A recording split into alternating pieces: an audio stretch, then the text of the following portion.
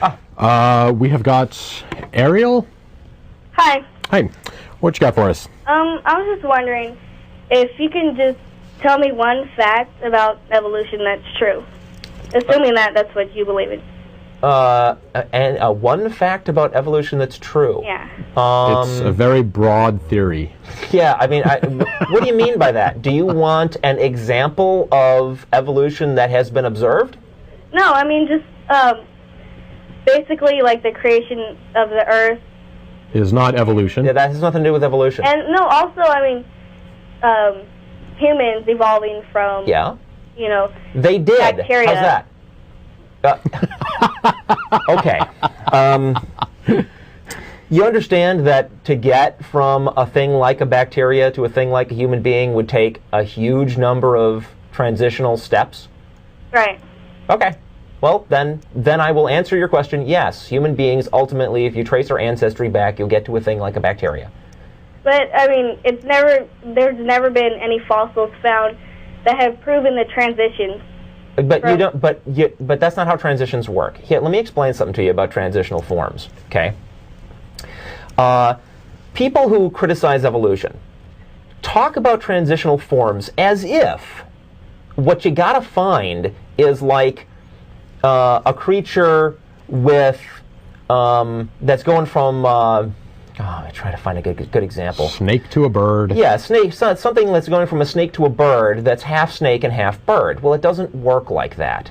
Every single life form that ever existed is a complete life form unto itself, right? It's a species. It's that over time, separate groups slowly diverge. But all the time, every single fossil of every single one is a complete creature. It's not like a hybrid monster. You never find that because that's not what evolution says you should find. Okay. I mean, I've also heard that some creatures just took very large steps in evolution to become other creatures, and that's why there were no transitions found.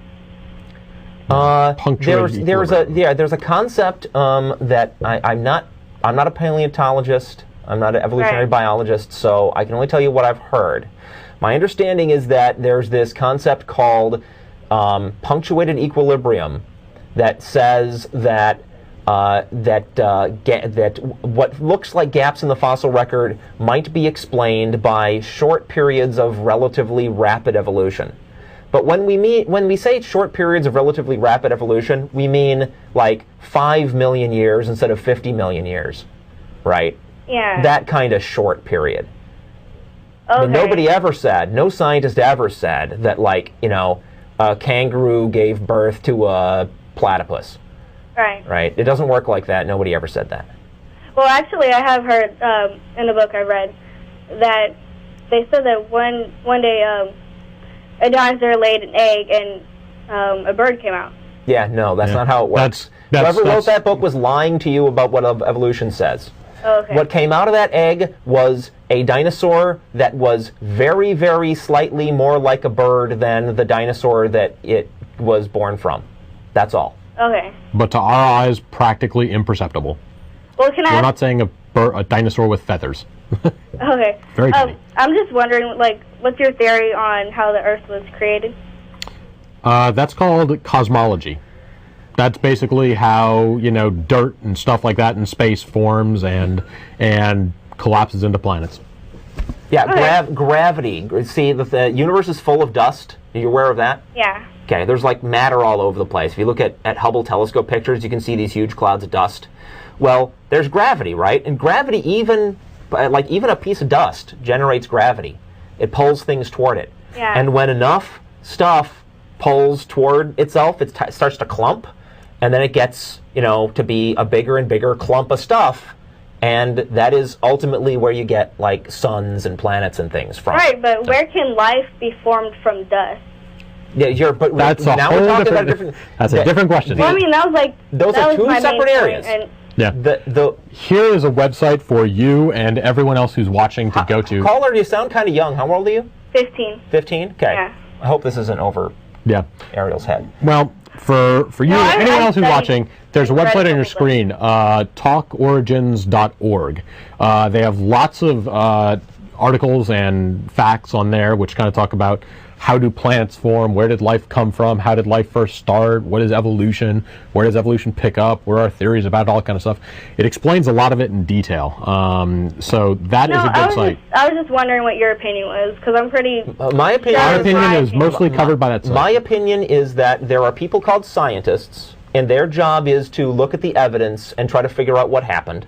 And then there are people called preachers, and their job is to take a 2,000-year-old holy book and tell people that that book was already right about stuff that nobody had ever studied because God told the people that wrote the book the truth, right? And of those two groups, when it comes to things like evolution and the origins of the Earth, I trust the scientists and not the preachers.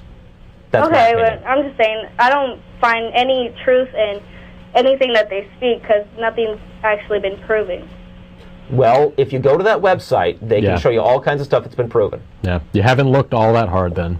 So, anyway, we're going to let you go because we've only got about a minute left on the show. But thanks all for calling. Yeah. Yes, science has proven itself time and time and time again that it's a pretty reliable way of looking at the world and making progress. The church doesn't make all that much progress in the world. It's science that gave us the polio vaccine. The kind of progress that religion makes? It's that caller who was willing to look at abortion from the standpoint of the biological evidence rather than religious dictates, right? The way that religion evolves is people slowly over time start to draw away from it and look at the actual facts. Yeah. And that's good. That's a good thing.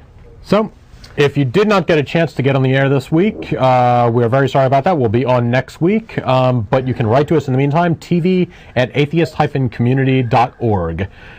Thanks, everybody, for watching. And remember, it's election season. Yes, you can go vote for your candidate of choice. You can go vote. There's early voting. And we will see everyone next week. Bye-bye.